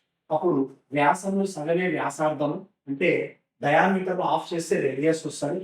అప్పుడు radius is equal to ఎంత అవుతుందంటే x/2 అవుతుంది. First వృత్త వైశాల్యం కనుక్కుందాము. అంటే ఏరియా ఆఫ్ ద సర్కిల్ కనుక్కుందాము. Area of the circle means వృత్త వైశాల్యము. వృత్త వైశాల్యం సూత్రం ఏంటి అంటే పై ఆర్ స్క్వేర్ ఫార్ములా వాడుకోవాలి. That is equal to pi into r square means squaring చేస్తే x²/4. This is the area of the circle. So ఇక్కడ నెక్స్ట్ ఏమవుతున్నాడు అంటే సర్కిల్ చేత కవర్ కానిటువంటి ఏరియా కావాలి. అంటే దట్ మీన్స్ రిమైనింగ్ ఏరియా అంటాం. RA రిమైనింగ్ ఏరియా అంటే మిగిలిన వైశాల్యము అన్నమాట. అంటే చతురస్రంలో వృత్తును అంతర్లిపించగా మిగిలినటువంటి వైశాల్యం అన్నమాట. సో మరి మిగిలిన ఏరియా కావాలి అంటే చతురస్ర వైశాల్యం వచ్చి వృత్త వైశాల్యం తీసేస్తే మిగిలిన వైశాల్యం వస్తుంది. చతురస్ర వైశాల్యం అంటే area of the square. Area of the square minus area of the circle. చతురస్ర వైశాల్యము మైనస్ వృత్త వైశాల్యం. మరి చతురస్ర వైశాల్యం అంటే x² మైనస్ వృత్త వైశాల్యం అంటే ఇక్కడ వచ్చేసింది. అంటే సర్కిల్ ఏరియా వచ్చేసింది 5x²/4. 4 LCM టేకప్ చేస్తే 4x² మైనస్ 5x²/4. x² కనుక కామన్ తీస్తే కామన్ తీస్తే 4 మైనస్ 5/4. ఇది రిమైనింగ్ ఏరియా అన్నమాట. మరి క్వశ్చన్ చూసినట్లయితే వృత్తం యొక్క వైశాల్యం మరియు వృత్తంలో మిగిలిన భాగం వైశాల్యం మధ్య నిష్పత్తి. అంటే రిక్వైర్డ్ ఏరియా కావాలి అంటే రిక్వైర్డ్ రేషియో కావాలి అంటే కావలసిన నిష్పత్తి వృత్త వైశాల్యం. వృత్త వైశాల్యం అంటే 5x²/4 డివైడెడ్ బై మిగిలిన వైశాల్యం. మిగిలిన వైశాల్యం అంటే x² into 4 minus 5/4. So x² gets cancel. 4 also gets cancel. ఇప్పుడు మనకి ఏం మిగిలిందంటే 5/4 మైనస్ 5. 5/4 మైనస్ 5. మరి 5/4 మైనస్ 5 అని ఎన్నో ఆప్షన్లో కనిపిస్తుందంటే ఫస్ట్ ఆప్షన్ లో కనిపిస్తుంది. కాబట్టి అడిగిన క్వశ్చన్ కు ఫస్ట్ ఆప్షన్ అనేది రైట్ ఆన్సర్. ఇక్కడ మనం తెలుసుకోవాల్సిన కాన్సెప్ట్ ఒకటే, diameter is equal to side of the square. d is equal to x. ఇది తెలిస్తే ఆటోమేటిక్ గా చేయొచ్చు అన్నమాట. నెక్స్ట్ క్వశ్చన్ నెంబర్ 18 అండి. సో 12 సెంటీమీటర్లు, 24 సెంటీమీటర్లు, 30 సెంటీమీటర్లు కొలతలు గల దీర్ఘ ఘనాకారపు బ్లాకును సరి సమానమైన గణాలుగా కత్తిరించారు. అయితే అటువంటి కనిష్ట గణాల సంఖ్య ఎంత? ఒకసారి ఇంగ్లీష్ లో చూస్తే క్యూబాయిడికల్ బ్లాక్ అండి. క్యూబాయిడికల్ బ్లాక్ అన్నప్పుడు లెంత్ ఉంటుంది, బ్రెడ్త్ ఉంటుంది, హైట్ ఉంటుంది. అవి మెజర్మెంట్స్ ఇచ్చారు. లెంత్ వచ్చేసి 12 ఇచ్చారు, బ్రెడ్త్ వచ్చేసి 24 ఇచ్చారు, హైట్ వచ్చేసి 30 ఇచ్చారు. Is cut up into an exact number of identical cubes. అంటే వాడు క్యూబాయిడికల్ బ్లాక్ నుంచి క్యూబ్స్ కట్ చేయాలనుకున్నాడు. ఆ కట్ చేసేటప్పుడు కూడా ఐడెంటికల్ అంటే సర్వ సమానమైనటువంటి వాటిగా డివైడ్ చేయాలనుకున్నాడు. అయితే the least possible number of such cubes, అటువంటి క్యూబ్స్ మనం అన్నింటినీ కట్ చేయవచ్చు అంటున్నారు. ఇక్కడ క్యూబ్ కట్ చేయమంటున్నాడు కానీ క్యూబ్ ఎంత కొలత పెట్టి అంటే ఎంత మెజర్మెంట్ పెట్టి కట్ చేయాలన్నది మనకి ఇవ్వలేదు. కాబట్టి మనం ఫస్ట్ ఏం కనుక్కోవాలంటే క్యూబ్ యొక్క మెజర్మెంట్ వాల్యూ మనము కనుక్కోవాలన్నమాట. మరి క్యూబ్ మెజర్మెంట్ కావాలి అంటే సో మనము ఇచ్చిన మెజర్మెంట్స్ HCF తీసుకోవాలి. అంటే ఏ కావాలి అంటే HCF ఆఫ్ 12, 24, 30. మరి 12, 24, 30 అంటే HCF means highest common factor. అంటే 12, 24, 30 హైయెస్ట్ గా డివైడ్ చేసే కామన్ ఫ్యాక్టర్ కావాలి. 6 తో పోతుందండి. 6 2s are 12, 6 4s are 24, 6 5s are 30. అంటే 6 is the highest common factor కాబట్టి 6 అనేది HCF అవుతుంది. అంటే దీని అర్థం ఏంటంటే సైడ్ 6 పెట్టి కట్ చేయాల్సి ఉంటుంది. అంటే ఏ వాల్యూ ఎంత అంటే 6. ఇప్పుడు నెంబర్ ఆఫ్ క్యూబ్స్ అంటే ఘనాల సంఖ్య is equal to volume of cuboid formula LBH, volume of cube formula A cube. అంటే దీర్ఘ ఘనం ఘన పరిమాణము బై ఘన పరిమాణం. దీర్ఘ ఘనం ఘన పరిమాణం ఫార్ములా LBH, ఘన పరిమాణం ఫార్ములా ఏ క్యూబ్. మరి ఎల్ అన్నప్పుడు 12 తీసుకోవాలి, 12 తీసుకోవాలి, ఇంటూ 24 తీసుకోవాలి, ఇంటూ 30 తీసుకోవాలి. ఏ క్యూబ్ అన్నప్పుడు 6 ఇంటూ 6 ఇంటూ 6. ఇది మనము బాగా గమనించినట్లయితే 6 1s 6 2s పోతుంది, 6 1s 6 4s పోతుంది, 6 1s 6 5s పోతుంది. 2 4s 8, 8 5s 40. అంటే ఐడెంటికల్ క్యూబ్స్. అంటే సర్వ సమానమైన గణాలను ఎన్ని కట్ చేయవచ్చు అంటే 40 కట్ చేయొచ్చు. ఇది మనకు ఎన్నవ ఆప్షన్ లో కనిపిస్తుందంటే సెకండ్ ఆప్షన్ లో కనిపిస్తుంది. నెక్స్ట్ క్వశ్చన్ నంబర్ 19 చూసినట్లయితే a hollow spherical shell. Spherical shell అన్నాం. Hollow spherical shell is made of a metal of density 6 grams per centimeter cube. Density ఎంత ఉందంట అంటే 6 grams per centimeter cube ఉందంట. Its internal and external radius are 8 centimeters and 9 centimeters respectively. What is the weight of the shell? ఇక్కడ ఏం లేదంటే shell అంటే ఒక ద్రవ అండి. ఆ షెల్ ఏ షేప్ లో ఉందంట అంటే గోళం షేప్ లో ఉందంట అండి. ఆ గోళం షేప్ లో ఉంది. దాని అంతర బాహ్య వ్యాసార్థాలు ఇంటర్నల్ అండ్ ఎక్స్టర్నల్. ఇంటర్నల్ అంటే స్మాల్ ఆర్ తీసుకుంటాం, ఎక్స్టర్నల్ అంటే క్యాపిటల్ ఆర్ తీసుకుంటాం. ఇంటర్నల్ వచ్చేసి 8 centimeters ఉంది, ఎక్స్టర్నల్ వచ్చేసి 9 centimeters ఉంది. డెన్సిటీ అంటే సాంద్రత అండి. ఆ సాంద్రత ఎంత ఇచ్చారంటే డెన్సిటీ వచ్చేసి మనకు సాంద్రత అంటాము డెన్సిటీని ఇంగ్లీష్ లో, తెలుగులో 6 grams per centimeter cube ఇచ్చారండి. అయితే బరువు ఎంత అన్నారు. బరువు అంటే వెయిట్ అండి.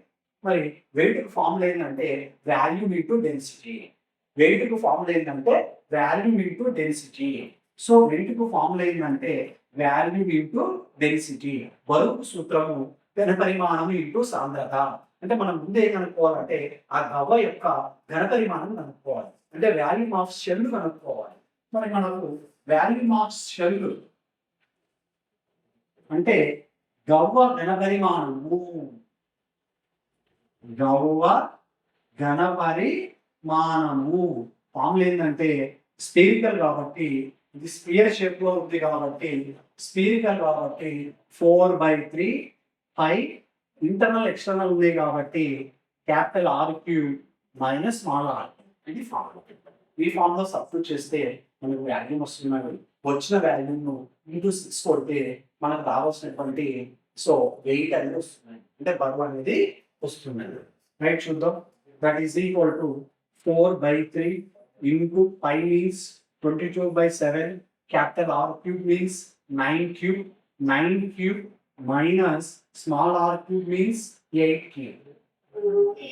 So that is equal to 4/3 into 22/7 into 9 cube means 729 minus 8 cube means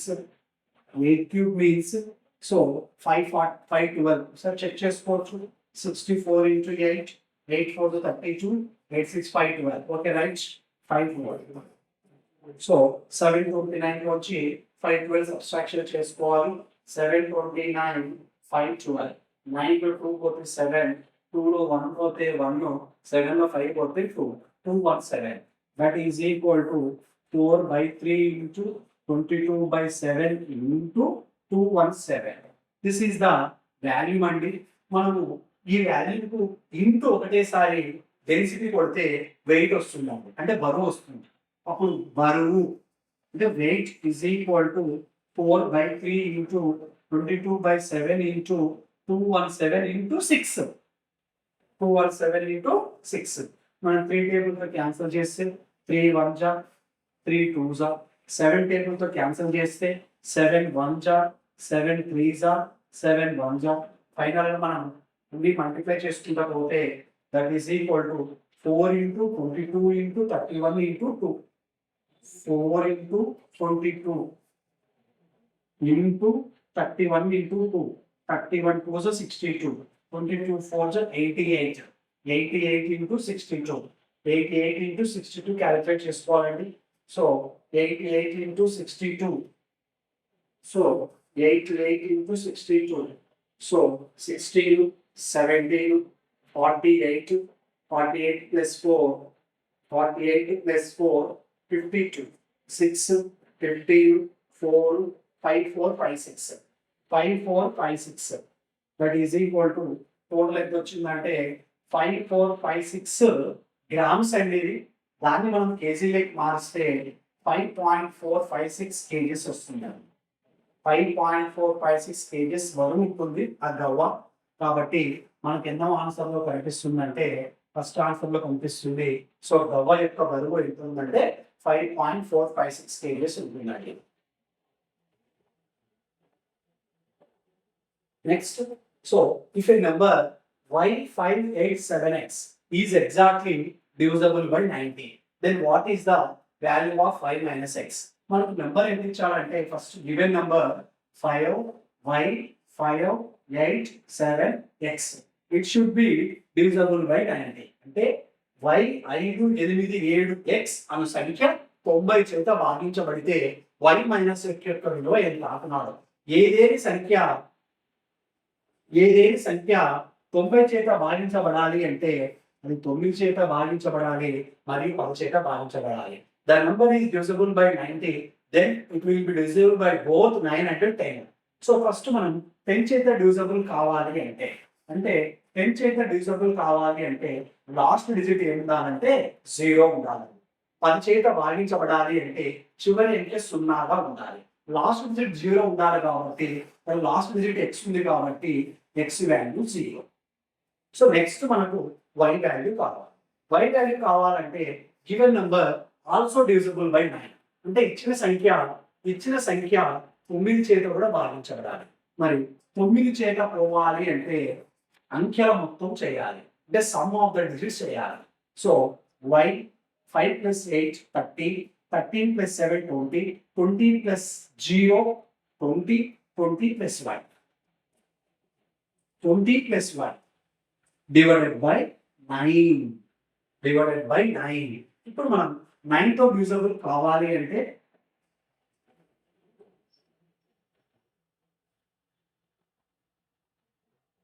so 5 plus 8, 13 plus 7, 20 plus x.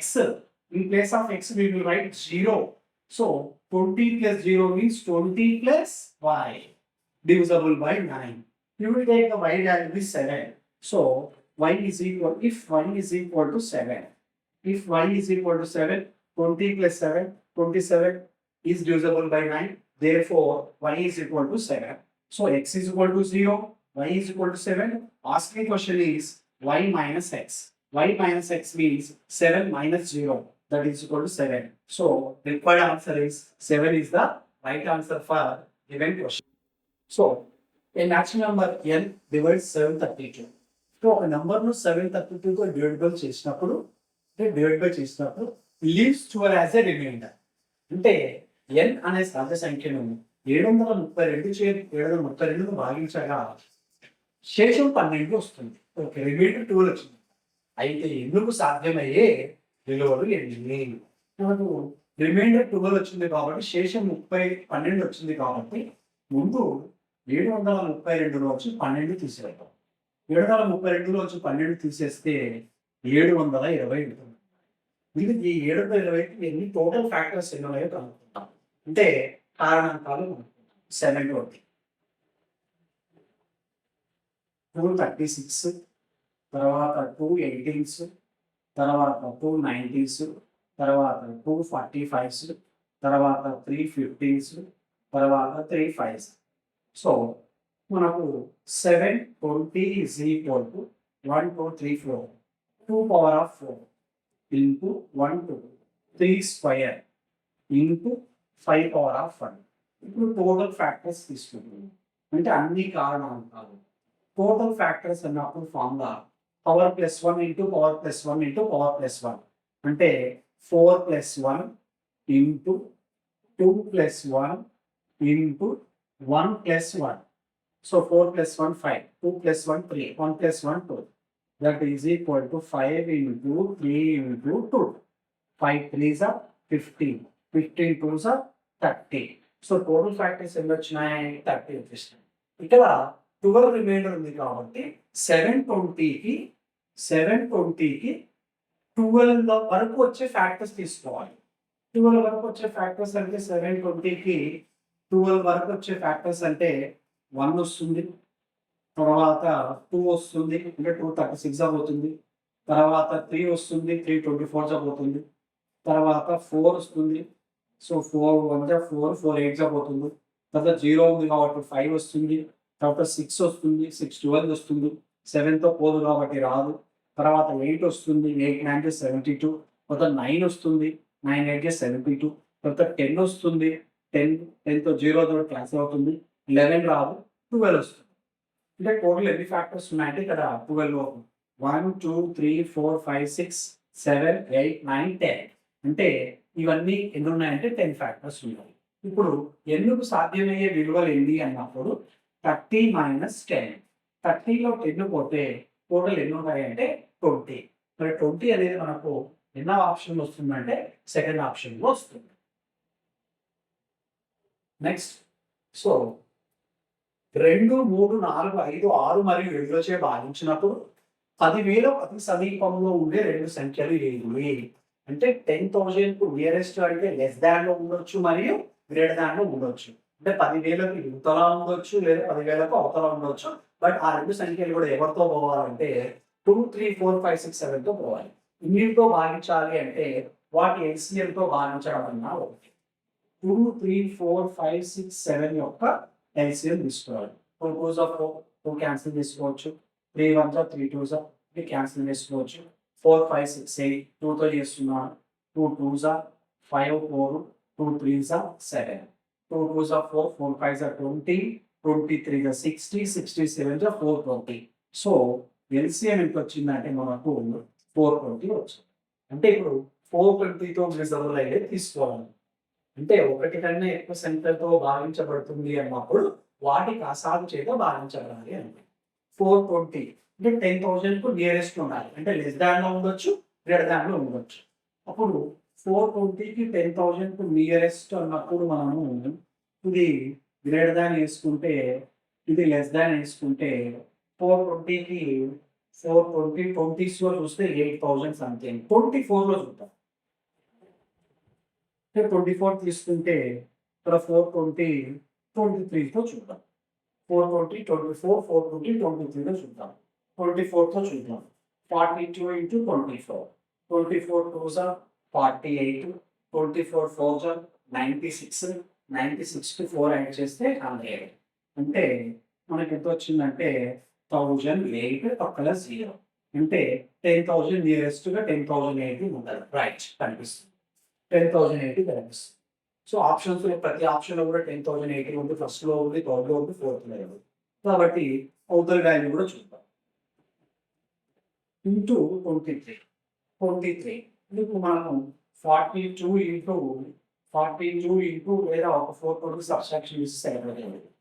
420 తీసేస్తే 0 8లో 2 పోతే 6 10లో 4 పోతే 6 తర్వాత 9 తర్వాత 9660 అంటే 9660 అంటే 10,000కు దగ్గరగా ఉండేది 10,080 9,660.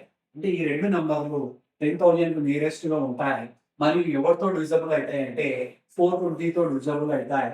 420తో డివిజబుల్ అయ్యాయి అంటే అర్థం ఏంటంటే 2 3 4 5 6 7తో కూడా అవి డివిజబుల్ అయి ఉంటాయి.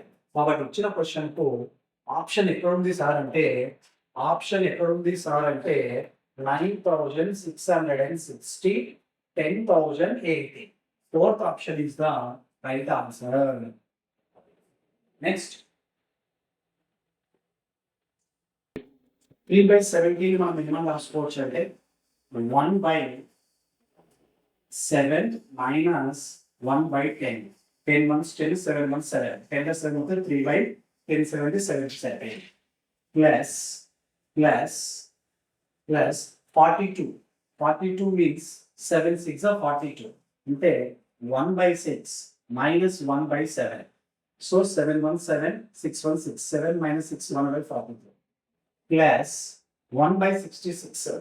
1/66 ఏం రాసుకోవచ్చు అంటే 1/11 minus 1/6 ఇక్కడ 2 రాసుకుంటాం. ఒక 2 6 12 11 1 11 12 11 పోతే 1 1/66 ఇది కూడా సరిపోయింది. తర్వాత 286 తీసుకుంటారు. 286 అన్నప్పుడు 2 1s 2 4s 2 3s తర్వాత 11 1s 11 3s అంటే దీన్ని ఏం రాసుకుంటా అంటే 1/2 మైనస్ 2/11 మైనస్ 4/13 రాసుకుంటారు. అప్పుడు 143 minus 30 26 2s 52 minus 11 2s 22 4s 88 by 286. So 143 minus 40 that is equal to 3/286 అంటే 3/286 వరకు మీరు రాసుకోవచ్చు. అంటే ప్లస్ ఏం రాస్తున్నానంటే 1/2 మైనస్ 2/11 మైనస్ 4/13 ప్లస్ 1/130 130 అంటే మనము 1/11 మైనస్ 1/13 సో ఇక్కడ 2 రాసుకొని ఇక్కడ 3 రాసుకుంటే 13 2s 26 11 3s 33 రావట్లేదు 2 రావట్లేదు. ఒకవేళ 4 3 రాసుకుంటే 4 1/13 మైనస్ 1/11 4 3 ట్రై చేస్తాం. 11 4s 44 13 3s 39 13 10 పెడతాం సరిపోతుంది. సో 10 into 40 40 33s 39 40లో 39 పోతే 1/130 సరిపోయింది. ఇప్పుడు దీన్ని ఏం రాసుకోవచ్చు అంటే ఇప్పుడు 4/30 మైనస్ 3/10 10 4s 40 13 3s 39 40లో 39 పోతే 1 ప్లస్ 1/170 1/170 అంటే 10 17 అంటే ఇక్కడ 3 పెట్టుకుంటే ఇక్కడ 5 పెట్టుకుంటే 17 3s 51 10 5s 50 51 50 పోతే 1 సరిపోయింది. 3/10 మైనస్ 5/70 సో ఈ విధంగా రాసుకుని అన్నిటిని యాడ్ చేసుకుంటా పోవాలి.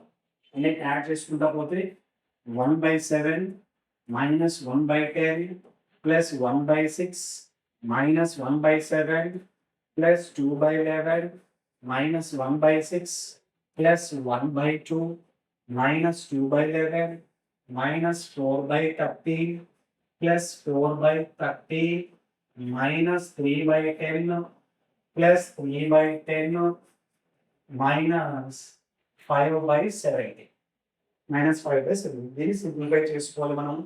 Plus 1/7 minus 1/7 gets cancel. తర్వాత ప్లస్ 2/11 మైనస్ 2/11 గెట్స్ క్యాన్సల్. తర్వాత minus 4/13 plus 4/13 gets cancel. Minus 3/10 plus 3/10 gets cancel. Plus 1/6 minus 1/6 gets cancel. ఏమి ఒకసారి చూస్తే ఇక్కడ మైనస్ 1/10 మిగిలింది, ఇక్కడ 1/2 మిగిలింది, ఇక్కడ మైనస్ 5/17 మిగిలింది. సో ఈ రెండింటిని సింప్లిఫై చేస్తే 10 ఎల్సిఎం వస్తుంది.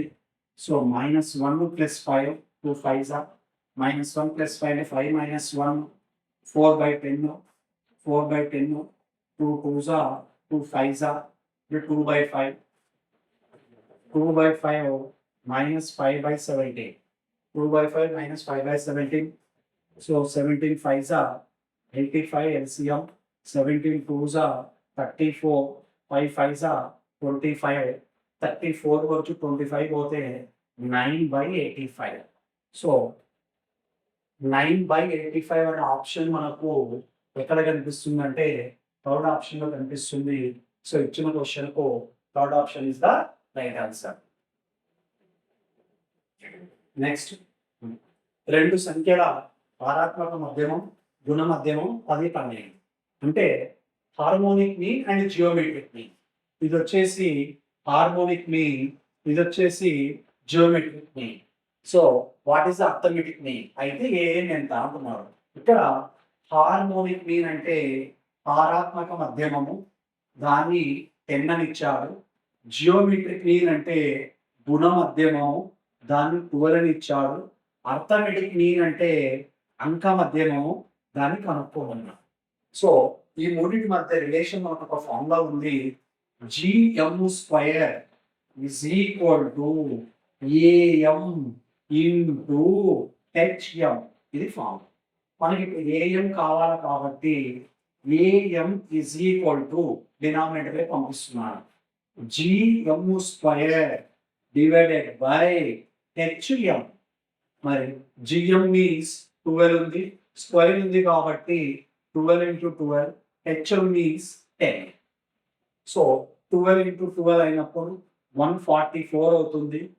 144/10, 144/10 అంటే 14.4. మరి 14.4 అనేది మనకు ఎన్నవ ఆప్షన్లో ఉందంటే 4th ఆప్షన్లో ఉంది. సో ఈ క్వశ్చన్ మనం చేయాలి అంటే హెచ్ఎంకు ఏఎంకు జిఎంకు మధ్య రిలేషన్ ఉండే ఫార్ములా రావాలి. ఆ ఫార్ములాని GM square is equal to AM into HM. Next question number 5. క్రింద ఇచ్చిన సమీకరణాలకు అనంత సాధనలు ఉన్నచో ఏబీల విలువ కనుక్కోండి. అంటే linear equations has infinite number of solutions. Infinite number of solutions అన్నప్పుడు మన దగ్గర ఫార్ములా ఏం రాసుకోవాలంటే a1/a2 is equal to b1/b2 is equal to c1/c2. This is formula for infinite number of solutions. So here a1 value 2, b1 value -5, c1 value 7. In the second equation, a2 value a plus b, b2 value minus of a plus b minus 6, c2 value 2a plus b. So ఈ values అన్ని తీసుకొచ్చి ఈ equation లో రాస్తాం.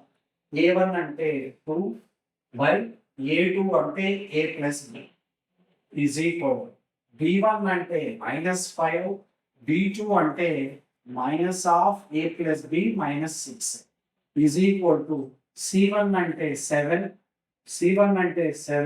c2 అంటే 2a plus b. So any 2 ratios equal చేసుకొని 2 equations వస్తాయి. ఆ 2 ఈక్వేషన్స్ మనము సాల్వేషన్ చేస్తే ఏ వాల్యూ బి వాల్యూ మనకు వస్తుంది.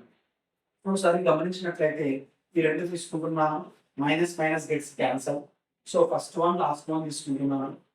ఫస్ట్ వన్ లాస్ట్ వన్ తీసుకుంటే క్రాస్ మల్టిప్లై చేస్తే 2a into 4a plus 2 into b 2b is equal to 7 into a 7a plus 7 into b 7b. ఈ రెండింటిని తీసుకున్నాను, క్రాస్ మల్టిప్లై చేస్తున్నాను. సో ప్లస్ 4a ఆ పక్క పోతే -4a, 7a లో 4a పోతే 3a, ప్లస్ 2b ఆ పక్క పోతే -2b, 7b లో 2b పోతే 5b is equal to 0. Called as equation number 1. ఆ తర్వాత నెక్స్ట్ ఈ రెండు ఈక్వల్ చేసుకోవచ్చు. First one, second one, third one. 5 2s are 10a plus 5 into b 5b is equal to 7 into a 7a plus 7 into b 7b minus 7 6 are 42. 7 6 are 42. అనేది ఈ రెండు తీసుకోవచ్చు. ఇది మన చాయిస్ అన్నమాట. సో 7a పక్క వస్తే -7a, 10a లో 7a పోతే 3a, 7b పక్క వస్తే -7b, 7b లో 5b పోతే సో ప్లస్ 7b పక్క వస్తే -7b, 5b లో -7b పోతే -2b is equal to -42. Called as equation number 2. ఈ రెండింటిని సాల్వేషన్ ఉన్నా చేయొచ్చు, లేదా ఇక్కడ ఉన్న ఆప్షన్స్ అన్న సబ్స్టిట్యూట్ చేస్తే బోత్ ఈక్వేషన్స్ ను సాటిస్ఫై చేయాలి. మరి ఆప్షన్ నెంబర్ 4 చూసినట్లయితే ఏ వాల్యూ -10, బి వాల్యూ 6 సెట్ చేస్తున్నాను. ఏ వాల్యూ -10 అన్నప్పుడు 10 into -3 -30, 5 6 30. 3 into -10 plus 5 into 6 -10 into 3 అంటే -30 plus 30 that is equal to 0. So okay, satisfy. Next second equation లో సాటిస్ఫై చేస్తే a ఇంటూ -10 అంటే -30, 6a b ప్లస్ లో 6 రాస్తే 6 2 -12, -30 -12 దేనికి ఈక్వల్ అయిందంటే -42కి ఈక్వల్ అయింది. కాబట్టి ఈ రెండు ఈక్వేషన్స్ ను సాటిస్ఫై చేసే వాల్యూస్ ఏంటి అంటే ఏ వాల్యూ -9 తీసుకోవాలి, బి వాల్యూ 6 తీసుకోవాలి. అంటే ఇక్కడ ఉన్న వాల్యూస్ తీసుకొచ్చి ఇక్కడ సబ్స్టిట్యూట్ చేస్తే LHS is equal to RHS satisfy చేస్తే అదే ఏ కామా అను వాల్యూస్ అవుతున్నాయి. Next question number 6. A comma B comma C అనే వారు వరుసగా 10,000, 15,000, 20,000తో పెట్టుబడిగా పెట్టారు. ABC invested 10,000, 15,000, 20,000 respectively. So this is A, this is B, this is C. A 10 పెట్టాడు, B 15 పెట్టాడు, C 20 పెట్టాడు. So after 1 year each A and B invested 5,000 more. అంటే ఏబిలు ఒక సంవత్సరం తర్వాత మరో 5,000. అంటే ఒక సంవత్సరం వరకు ఇదే అమౌంట్ ఉంది. ఒక సంవత్సరం తర్వాత మరో 5,000. 10కి 5,000 కలిపితే 15,000. బి కూడా ఒక సంవత్సరం వరకు ఇదే ఉంది. మరొక 5,000 కలిపితే 20. So while C withdraw rupees 10,000. అదే 1 ఇయర్ తర్వాత సి 10,000 విత్డ్రా చేశాడు. ఇక్కడ మళ్ళీ ఇన్వెస్ట్మెంట్ చేశాడు అంటే యాడ్ చేయాలి. ఇక్కడ విత్డ్రా చేశాడంటే మైనస్ చేయాలి. అంటే 20లోంచి 10 పోతే 10 ఉంటుంది అనమాట. 10కు 5 కలిపితే 15 అవుతుంది. 15కు 5 కలిపితే 20 అవుతుంది. తర్వాత what will be the ratio of profits A and B after 3 years. అంటే వాళ్ళ బిజినెస్ ఎన్ని సంవత్సరాలు నడిచిందంటే 3 సంవత్సరాలు నడిచింది. ఒక్క సంవత్సరం పాటు ఏ 10 parts పెట్టాడు, బి 15 parts పెట్టాడు, సి 20 parts పెట్టాడు. ఒక సంవత్సరం తర్వాత ఏ మరొక 5,000 పెట్టాడు, అంటే 5 parts పెట్టాడు.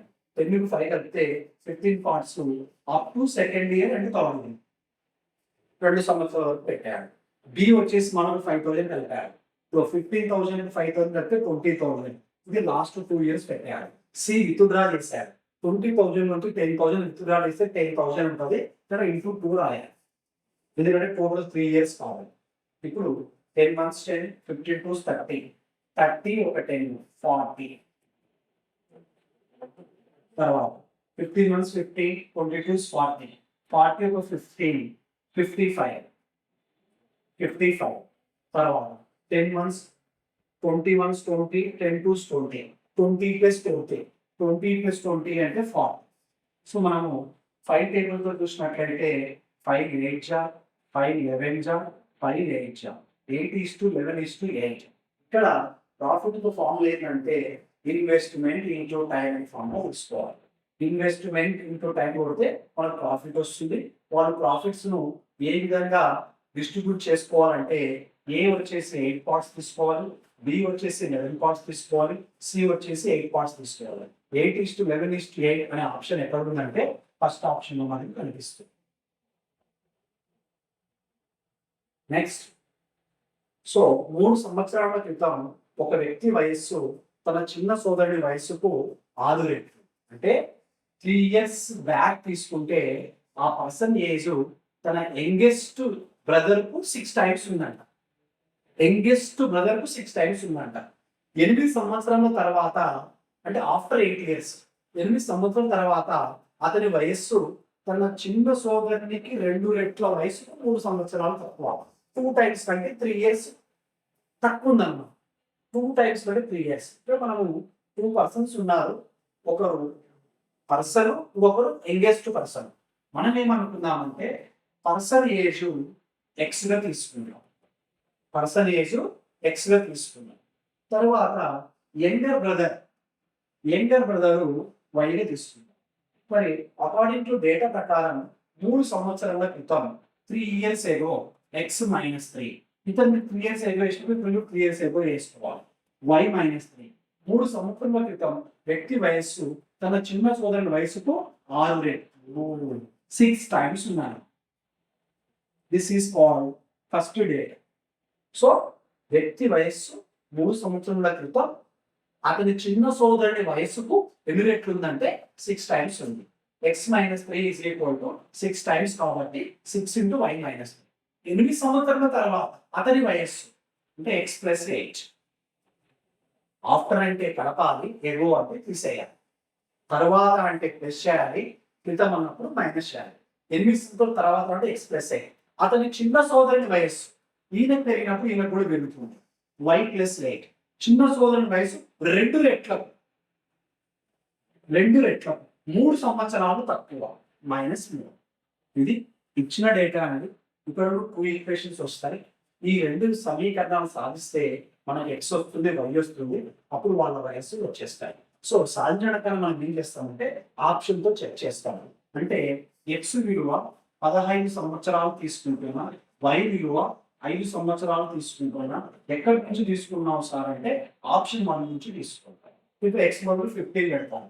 సో దీన్ని సబ్స్టిట్యూట్ చేస్తున్నాం. x బదులు 15 పెడితే 15 - 3 అంటే 12 ఈజ్ ఈక్వల్ y ప్లస్‌లో 5 పెడుతున్నాం. 5 - 3 5 - 3 అంటే 2 2 6 are 12. 12 is equal to 12. Okay. Second equation. X bundle 15. 15 plus 8, 23 is equal to y plus 5. 5 plus 8, 13. 13 2s are 26. 26 minus 3. 26 minus 3, 23. Both equations are satisfied whenever we are substituting person age is 15 years and younger brother age is 5 years. Therefore, option 1 is the right answer for given question. So ఈ question లో person వయసు 10 సంవత్సరాలు అవుతుంది. తర్వాత అతని చిన్న సోదరుని వయసు 5 సంవత్సరాలు అవుతుంది. So this is the total explanation for the arithmetic grand test number 7. Thank you అండి. సో ఇంకా నెక్స్ట్ గ్రాండ్ టెస్ట్ 8 వచ్చినప్పుడు తెలుసుకొని మళ్ళా రిమైనింగ్ ఫినిష్ చేద్దాం. Thank you so much.